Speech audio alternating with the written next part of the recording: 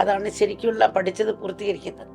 അനുഭവജ്ഞാനം, അനുഭവത്തിൽ ഇത് വെച്ച് ആ വാക്കിന് ജീവനുണ്ട്. അറിവ് വിജ്ഞാനമാകണം. പാലൊഴിച്ച് തൈരാക്കി പക്ഷെ ഒരു പക്ഷേ ഒറിജിനൽ തൈരാകില്ല. തൈരിന്ന് കുറച്ച് തൈര് എടുത്തിട്ട് അതിൽ പാലൊഴിച്ചാൽ ഒറിജിനൽ തൈരാകും. കാരണം ആ തൈരിൽ അതിൻ്റെ ബാക്ടീരിയ ഉണ്ട്, ബാക്ടീരിയ അടങ്ങിയിട്ടുണ്ട്.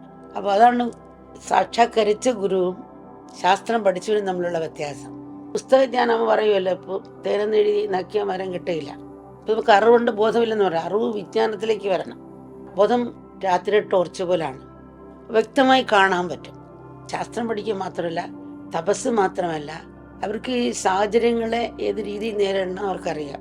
ഒറ്റനോട്ടത്തിൻ്റെ കേൾക്കുമ്പോൾ ഇങ്ങനെ ആയാൽ ഇങ്ങനെയൊക്കെ പരിഹരിക്കാൻ സാധിക്കുമെന്ന് പറയും. ഇത് പറയുമ്പോൾ ഒരു സംഭവം ഓർക്കുകയാണ്.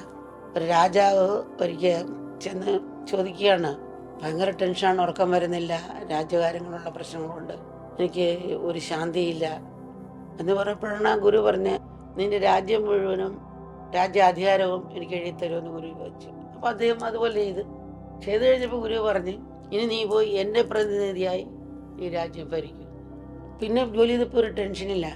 കാരണം ശ്രദ്ധിച്ച് ജോലി ചെയ്യാൻ പറ്റി. അവിടെ ടെൻഷനില്ല, കർത്തൃത്വ ബോധമില്ല. അവിടുത്തെ കയ്യിലൊരു പേന പോലെ ബ്രഷ് പോലെ അവിടുന്ന് ചെയ്യിക്കുന്നു എന്നുള്ള ഭാവത്തിൽ ചെയ്യാൻ സാധിച്ചു. സത്യത്തിൽ ഗുരുവിന് ഈ സ്വത്തും മുതലൊന്നും വേണ്ട, ഇതിൻ്റെ തത്വം ഇതാണ്. അപ്പം അതുപോലെ ആ പ്രായോഗികമായത് ഞാൻ അവർക്ക് അനുഭവജ്ഞാനമുണ്ട്.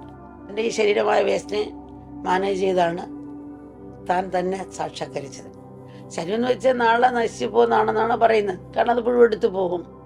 ആത്മതത്വം അറിഞ്ഞൂടാത്ത കാലത്ത് ശരീരം വേസ്റ്റാണ്. അപ്പോൾ വേസ്റ്റ് എന്ന് പറയാൻ കാരണം, ഇന്ന് നമ്മൾ ശരീരം കൊണ്ട് എന്താ ചെയ്യുന്നത്? അമ്മയോടുള്ള കടമ ചെയ്യാൻ പറ്റുമോ? ഇല്ല, അത് പൂർത്തീകരിച്ചില്ല.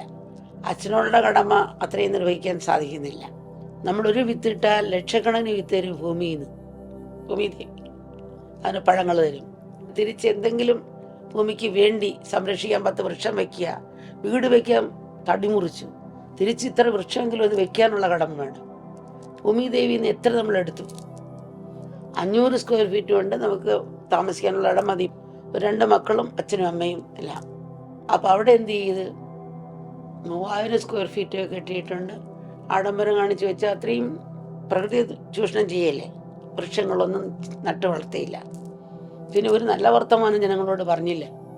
അല്ലെങ്കിൽ ദ്രോഹിക്കുക മാത്രമാണ്, പിടിച്ചു പറിക്കുക, ദ്രോഹിക്കുക, എങ്ങനെ ലാഭം ഉണ്ടാക്കാം എന്നുള്ള രീതി മാത്രമാണ് നമ്മൾ പോകുന്നത്. അങ്ങനെ ഓരോന്ന് നോക്കുമ്പോൾ നമ്മൾ എന്താ തിരിച്ചു ചെയ്തത്? അവരെല്ലാം ഇത്രയും നമുക്ക് തന്നു, നമ്മളെടുത്ത് ജീവിച്ചു. ഇന്ന് മരിക്കാൻ നേരത്തോ ദുഃഖിച്ച് മരിക്കുന്നു. ഏറ്റവും വലിയ നഷ്ടം അതാണ്. മരണത്തിൽ എൻ്റെ കൊച്ചുങ്ങൾ എവിടെയാണ്, അവരെന്താണെന്നുണ്ടെങ്കിൽ അവർക്കൊക്കെ എന്ത് ചെയ്യും, ഇത് എന്ത് ചെയ്യും, മറ്റേ എന്ത് ചെയ്യും, മറിച്ച് ചെയ്യും, മരിക്കും, ഭയം. അതേറ്റവും വലിയ നഷ്ടമല്ലേ, ദുഃഖിച്ച് മരിക്കുക. ഈ ശരീരം ഒരു വാടക വീട് പോലെയാണെന്ന് പറയാറുണ്ടല്ലോ. അത് മനസ്സിലാക്കിയാൽ സ്വന്തം വീട്ടിലേക്ക് പോകുന്ന മനോഭാവത്തോടുകൂടെ മരണത്തെ നമുക്ക് സ്വീകരിക്കാൻ സാധിക്കും. സ്വന്തം വീടുണ്ടാക്കിയിട്ട് അതിലേക്ക് പോകുമ്പോൾ എത്ര സന്തോഷമായിരിക്കും. അതേ മനോഭാവത്തോടെ നമുക്ക് ആ മരണത്തെ സ്വീകരിക്കാൻ സാധിക്കും. മരണം എന്നത് ട്രെയിനിൻ്റെ ഒരു കമ്പാർട്ട്മെൻറ്റിൽ നിന്നും അടുത്ത കമ്പാർട്ട്മെൻറ്റിലേക്ക് പോകുന്ന പോലെയാണ്. വീട്ടിനകത്തുള്ള ഒരു മുറിയിൽ നിന്ന് മറ്റേ മുറിയിലേക്ക് പോകുന്ന പോലെയാണ്. അതേ ലാഘവത്തോടെ നമ്മൾ മനസ്സിനെ തയ്യാറെടുപ്പിക്കണം. ഇത് പറയുമ്പോൾ ഒരു സംഭവം ഓർക്കുകയാണ്. അപ്പോൾ ഈ കൊറോണ സമയത്ത് കുഞ്ഞുങ്ങളെല്ലാം 100-150 കുഞ്ഞുങ്ങൾ ആശ്രമത്തിലുണ്ടല്ലോ. കുഞ്ഞുങ്ങളെ മുറി അടച്ച് ഇരുത്തി കുറച്ച് ദിവസം ഇരിക്കാൻ പറഞ്ഞു.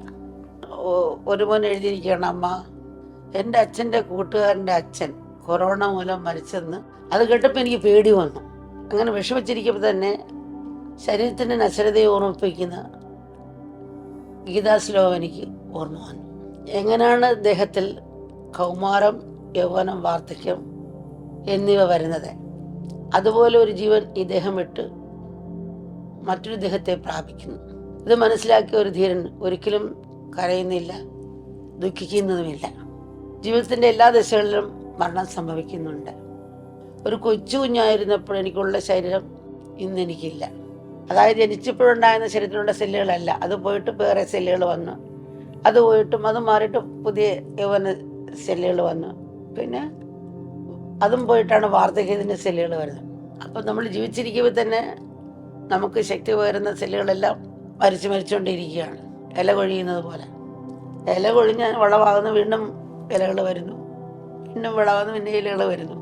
ഇന്ന് കിളുക്കുന്നു, അത് ഇലയാകുന്നു, പഴുക്കുന്നു, വീഴുന്നു, പിന്നെ അത് വളമാകുന്നു, പോകുന്ന പോലെ ഈ ശരീരത്തിൻ്റെ നശ്വരമായ സ്വഭാവം ഞാൻ മനസ്സിലാക്കി. ഒന്നിനോടും കടമ നിർവഹിച്ചില്ല, ദുഃഖിച്ചും പോന്നു. അതുകൊണ്ടാണ് പറയുന്നത്